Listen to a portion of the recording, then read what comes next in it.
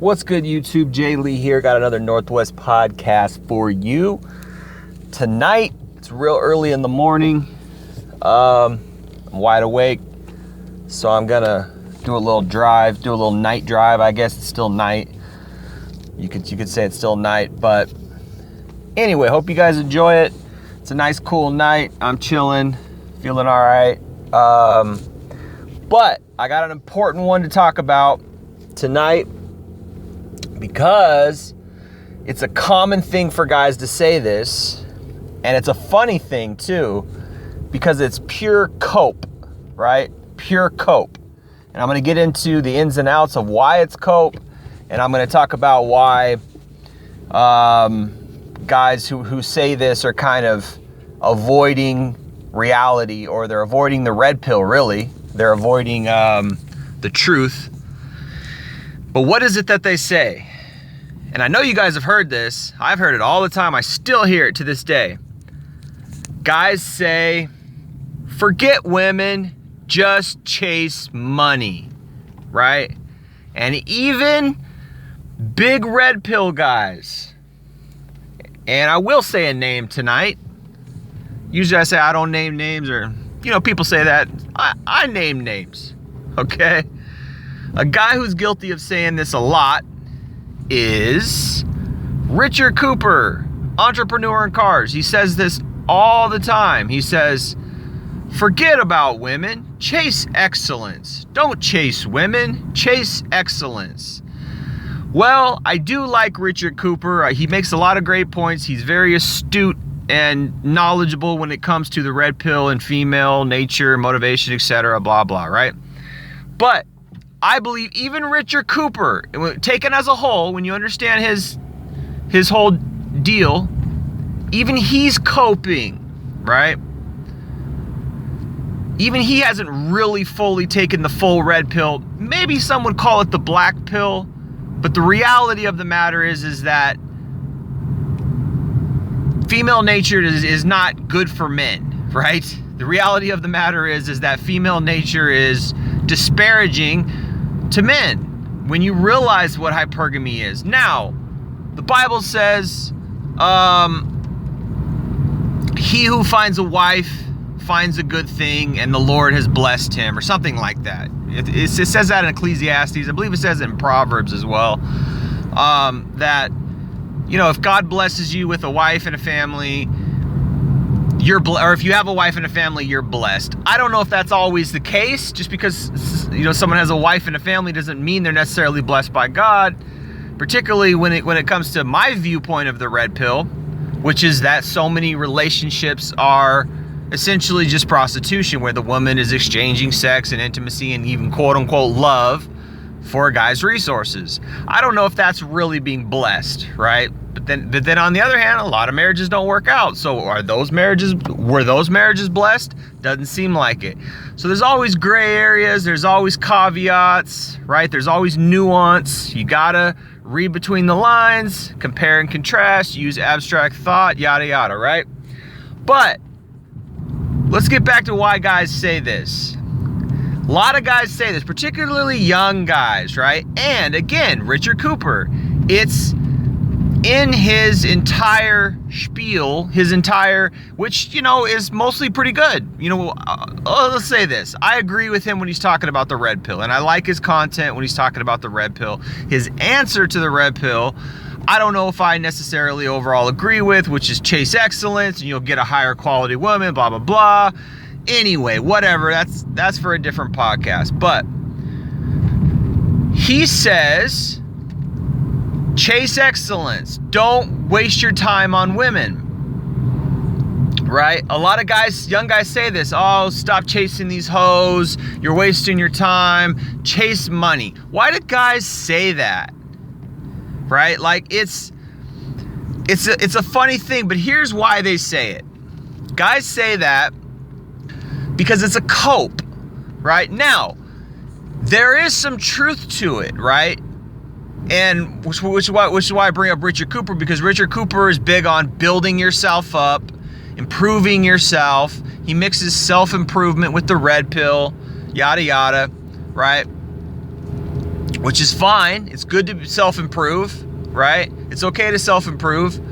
But what's reality? Reality is, even if you self-improve, even if you level up, even if you are constantly achieving, and guys will do this. They'll spin their wheels, and I say spin their wheels in a hyperbole way. They'll spin their wheels as they're chasing excellence. They're spinning their wheels because they think, oh, someday I'm going to be happy. Someday I'm going to, once I get enough, once I get this mansion, once I get this million, and how much time do they waste? They waste 10 years, 20 years chasing excellence, money, improvement, all these things. And it's not to say those things are bad in and of themselves. It's just that, are you really happy? Are you really fulfilling your essence? Are you really fulfilling your purpose when you're following some other guy's blueprint, right? Guys who listen to Richard Cooper, oh, okay, I got to level up. I got to chase excellence. I got to make money. Stop chasing women, chase money, right? Okay, but you do that for 5-10 years. Are you really fulfilled? Are you really happy? It's all about what makes you happy. All about what makes you fulfilled. So, but here's why these guys say it. It's cope, right? The reason why it's cope is because guys can't just come out and admit women are shallow. Guys can't just come out and admit and say they only want us for our money, right? Truth be told, if we didn't have money, they wouldn't stick around, right? Guys are in denial of female nature because it's a hard red pill to swallow. It's extremely hard to swallow. It's the hardest one. It's by far the hardest one I've ever had to swallow, right? Is that a woman is hypergamous. A woman is fundamentally unloyal in her nature. She is loyal to the winner. She's loyal to the guy who will give her sustainable resources over the course of her life. She's loyal to the guy that she will have the best life with. The guy who's got the house, he's got the nice house, he's got the nice nest. I always go back to this in my videos. Go look at nature. What does the bird do, right? Now you could argue and you could say the peacock, okay, right? It's always variable, it's always different. But in the human kingdom, the guy builds the nest, just like the bird. The bird builds the nest. When the bird builds the nest, then he gets the woman. She likes his nest. She goes and, you'll watch these nature documentaries. She goes and she inspects his nest. Okay, this nest is passable. This nest is doable. I can live with this guy, and she'll choose that guy. And these birds, they mate for life. Or, the animal kingdom is variable, right? But there's a principle there. You see, okay, it's variable, but there's always it is survival of the fittest. It really is. Life is like that. Life is survival of the fittest, right? The guy who has the best nest gets the girl. He's passable. Okay. He's not bad looking. He's got good hygiene. He's tall enough. He's healthy enough. He's got good, decent enough genetics, right? And guys do this too to an extent, but we're just not at all. We're really not the same when it comes to the comparisons, right? Yes, men don't want unhealthy women, just like women don't want unhealthy men. That's human. That's shared between the sexes. However, men don't give a crap about a woman's income. Most men. Now, a lot of these new age guys are training other guys and telling other guys, hey man, you need a smart woman. You should get an educated woman. You should get a woman with a career. But truth be told, what guys really want is we just want a healthy, physically attractive woman, right? Not a druggie, not an alcoholic, not a toxic bitch, not a manipulative narcissist. And Lord knows there's so many out there, right? Stay away from that toxicity, right? And what is that? She's got to have a decent personality, a decent attitude, a decent, right? A decent disposition. That's all we want. That's it. We don't want a career woman. We don't want a woman who am super ambitious because we probably have to compete with her, right? That, and we want someone who loves us and who will have time for us, right? When we're working hard to make money to pay the mortgage and put food on the table, when we come home, we want a woman to be there who will love us and nurture us. If she's working, she's going to be tired. You're tired. That's two tired people, right? But if she doesn't work, if she's not ambitious like that, well, she's going to be fresh. So you come home and you have this fresh wife. She's not all tired from her work day because she's fresh. Again, people say this, but being a mother is not the hardest job on earth. It's actually probably pretty refreshing and relaxing in a lot of ways. It's not that hard. Yeah, there's stressful times when Tommy poops his pants and wipes it on the wall or whatever. Sure, that moment is stressful, but that is nothing compared to the grind of a 9 to 5, right? It's just not comparable. It's not even in the ballpark, right? Oh, you got to take care of some little munchkins, and then they go off to school when they're 7 or 6 or 5 or whatever. You got preschool these days, but right, they're gone for 4 hours until they're 7 or 8. Then they're gone for 6 hours from 9 to 3. That's easy. It's easy being a mom. It's easy being a homemaker. It's easy. Oh, you gotta do some dishes and right, vacuum a little bit. Oh, darn, do some laundry. How horrible. How's that compared to a 9 to 5 grind, right? That's all we want as men. We just want a woman who will just stick around. Not stick around, but just chill out, be calm, right? Have a good disposition, be happy, so we can come home to this happy wife who's kind and nice, and she's not all toxic and slutty and nasty. Like, I mean, how many women are just ruined by their personalities? How many women today are just ruined by their lifestyles of being a club hoe? Like, is that even, you want to put a baby in that? Some toxic, jaded woman who's, not only is she manipulative and narcissistic, she's a liar. She doesn't, everything she says is jaded and twisted and like, what is that? You don't want to marry that. That's all we want, right? But how often does that happen? How often are women even like that anymore? Were women ever like that? That's a good question. I think that some are. I think that many women like to be homemakers. Many women like to be, but we're warped. We live in this radical feminist society which encourages women to sleep around, right?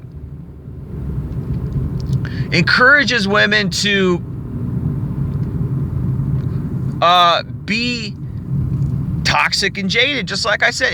It's because that's considered cool, because that's what Taylor Swift is doing.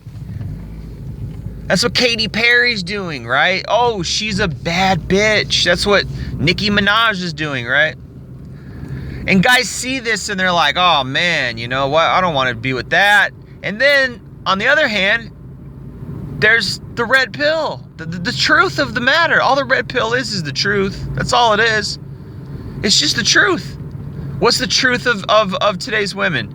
Excuse me, what's the truth of women in general? What's the truth of female nature? They're hypergamous, right? You gotta go make that money. You gotta do that. And this is also why guys do it. It's a cope, but it's also actually guys who do that, and I talk about this all the time on my channel. Guys who get a job to get a woman, that's cope. That's cope. Deep down, these guys know that they're buying a woman, right? We do have this Disney, Hollywood fantasies, right? Oh, a woman, she just loves me, she just fell in love with me, right? Nah, really doesn't really work like that. Truth is, you go and you build the nest, right? then you go to the woman. She's like, okay, this guy's decent enough looking. And then she's going to be like, okay, where do you live? Where's your nest? Right? What do you got going on? You paying bills? Right?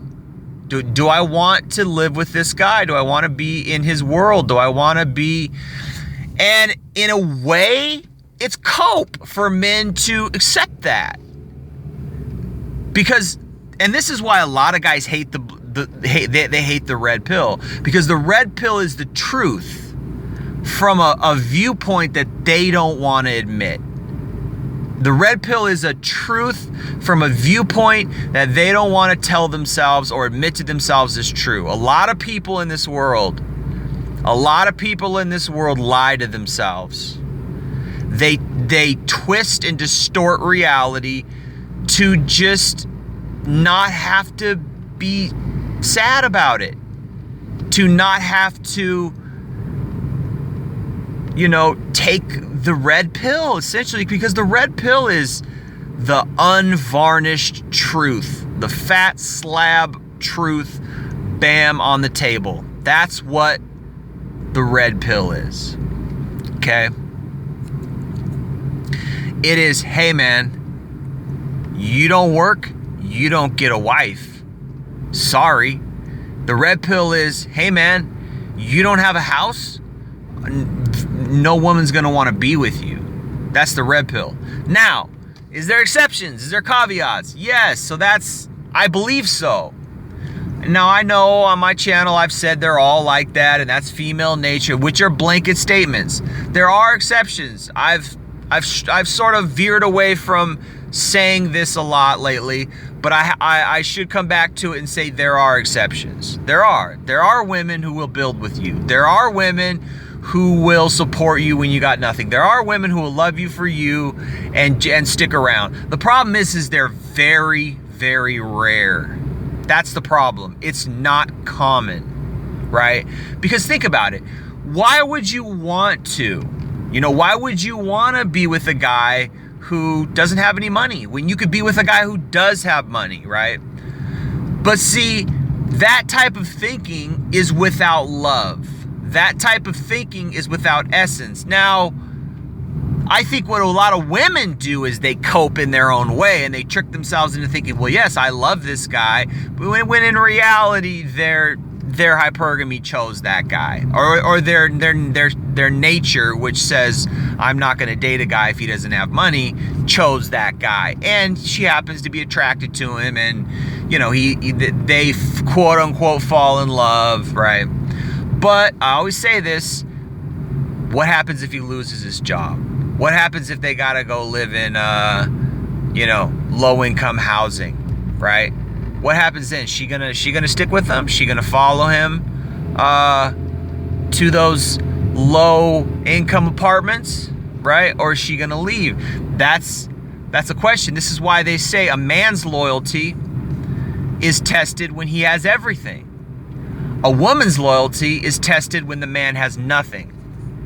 That's a beautiful statement. I love that. And I love the truth. I love reality, because so many people are not living in reality. And that's a problem with life. When I was younger, I used to fancy myself as a realist. I used to think I'm a realist. And really all it was is I sought the truth. I was a truth seeker. I want to know life's hard truths, and there's a lot of people who don't, and sometimes I envy those people, because like they say, ignorance is bliss. I do believe ignorance is bliss. I really do.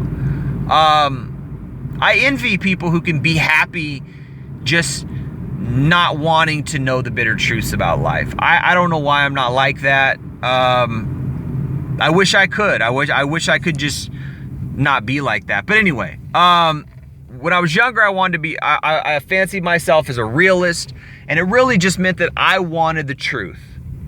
I didn't want the inconvenient, I didn't want the convenient lie. I wanted the inconvenient truth, because that's real. I like real things, So many guys say this to cope. Oh, go make money, right? What they're really saying is, And they're really not being honest about it. They're really saying is, well, I know women want guys with money and they want guys who stay on their purpose. So this is really what I'm saying. I'm not going to chase women. I'm going to chase money. And they're hoping that in their chasing money, when they stay on their purpose, that women will be attracted to them. And because women are attracted to men who are ambitious and who are motivated and who are on their purpose. Why? Because women are hypergamous. Because they want to have kids with a high value male. What's a high value male? A man who's successful, a man who's paying a mortgage. That's a high value male, right? A lot of times we get it twisted in the red pill manosphere and we think, oh, a high value male is a rich guy or a guy who's famous or whatever. And I've even heard like people like Kevin Samuels talk about this, and oh, he's a high earner. A high value man is a high earner. That's a worldly kind of wealth-based way to look at value, high value. Yeah, in the grand scheme of things, the 1%ers are high value. Sure, that's high value, but that's I wouldn't even classify it as high value because again, it's the 1%. Only 1% of men will achieve six-figure salaries, right? Most men are 50K. That's the median salary, I believe, in the U.S. 40 to 50K, right? Most men, that's where they're sitting at. That's average. Most men are average in that sense, but there's still a lot of men who are below average. There's still a lot of men who are lower income. And a lot of women out here today who are average, if she's not a 10 most women are not 10 out of 10. So to them, a high value man is any guy who's paying a mortgage and who's just decent looking. Right? So guys trick themselves into kind of coping and feeling like, okay, in order to be high value, I need to have money. All right? And they're really essentially kind of subconsciously accepting the red pill without even really realizing it. They just don't want to talk about it. Right? They don't want to walk away. They want to stay on the plantation. They don't want to walk away from the matrix. They're really just coping and, they are kind of acquiescing to reality. Okay, I need to make money in order to get a woman. That's really what they're saying. Oh, don't chase women, go chase money. Well, what happens when you chase women? First of all, you're put in the buyer frame and she's the seller frame. So if you're in the buyer frame and she's the seller frame, right? She's gonna say, well, what are you offering me? You're not, you just want to hit it. You just want sex, right? But if she's in the buyer frame, that would mean you're not chasing. If she's chasing you, that would mean you're high value. Think about it. So that, in that sense, the tables have flipped. He's high value because he's on his purpose. He's motivated. He's making money. So he's high value. So when guys say this, what they're really saying is chase value. Chase excellence, like Richard Cooper says. But it's still a cope. At least Richard Cooper's not totally oblivious to the fact that women are shallow. He talks about that, but he mixes it because he's got to, because he's a profiteer. He can't just be totally black-pilled and say, be MGTOW. Richard Cooper's not MGTOW. If he was, he probably wouldn't make any money. Because guys don't want to leave women. Guys don't want to leave the plantation. Guys can't stand being lonely. Of course, there's a lot of guys out there who just by default are lonely, and they have to be because they're incels, because they can't get anything. Right? They can't get a woman even if they have money. And a lot of guys really struggling. Okay, well, finally got money. Now I can finally get away. And they pick some low value woman who's probably a single mom, probably has a bunch of baggage, right? I see that all the time, right? Guys who really, if they had an attitude change, could be higher value, but they sell themselves short because you know, low self-esteem, whatever reason, and basically, you know, settle. And in a way, she's settling for that guy too, because she knows that he's got low self-esteem. She knows that he's, you know, lucky to get her because he can't get anything else. So then she feels like, well, I'm the boss. And then a lot of times, because of that, because she's in that boss mode, right? She's not attracted to him anymore because she realizes, well, I'm the best he can get. And a lot of times the reason why women get into a relationship with those guys, because they lose attraction, but a lot of times they get into a relationship with those guys, those kind of men who she's the best he can get, is because they got no better options. They got no better options. He's got the nicest nest.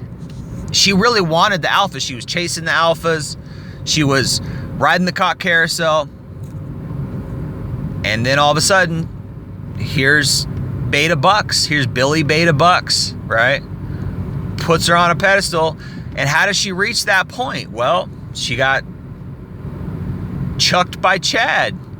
She got humped and dumped by Chad for 10 years. She had her fun. Oh, he'll never make her come like those guys. But he'll give her intimacy. He'll give her, she'll feel security. That's what women marry, for security, right? And this is why a lot of these guys cope this way. Just chase women. Chase excellence. This is why Richard Cooper has a career, because he's selling these guys on a dream. Okay, if you chase excellence, you can get a woman. What's he essentially saying? Play into hypergamy. Play into hypergamy. She wants a guy with money. Chase excellence. Make money. This is why guys say that. Oh, I don't chase women anymore. I just chase money. Well, why? Because what was happening when you were chasing women was they realized you were chasing them. And you got laid a little bit here and there, but the quality of the woman was low.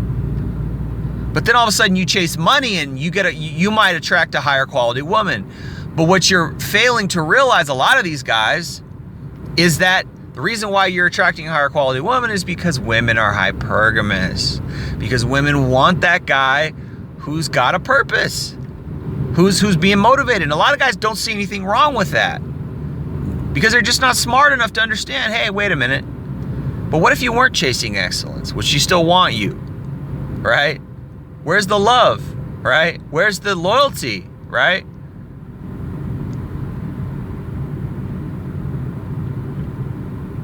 I'm always reminded of this. I'm always thinking of Kobe Bryant and how, now obviously rest in peace, he died, but I remember when he first burst onto the scene and he was just this phenom. Like he just was instantly famous because he jumped from high school to the NBA, skipped college. And he was like a cool rapper guy, and he was dating Brandy, right? This was in like 1997, long time ago, when he first entered the NBA. He was 18, I think, and they made a big deal out of him because he was good looking, he was good, and he had this charisma about him, right? And he married early on, which I'll never understand. I'll never understand why these high-value celebrity guys get married. It's so stupid. Now, I could understand if you were struggling for 10 years and there was no guarantee you were going to make it, and the woman stuck with you. Ironically, a lot of times when that happens, the marriages don't work out. I don't understand it. Maybe she invested in the guy, but in my opinion, if a woman sticks with you when you're nothing, but you know, on the other hand, maybe she, like I said, maybe she invested in you. Oh, this guy's got potential. He could blow up and be a star, right? Women can sniff out talent. Women can sniff out a winner. They can sniff out good genes, right? Anyway, Kobe Bryant, right? Cheated on his woman, even got caught up with a rape charge, and America just forgave him because he's so good at basketball, right? If anybody, should have got canceled, it was Kobe Bryant. He had a rape charge. Now, I don't know the particulars. Maybe he was guilty, maybe not. I don't know. I'm not judging. But it seems like everybody cancels anybody who's even sniffing of rape or sexual assault or whatever. He got a rape charge. And his woman stuck with him. Why? Because he's the highest value guy she could get. He's the highest value guy she could get. And he cheated again. They were almost going to get divorced. And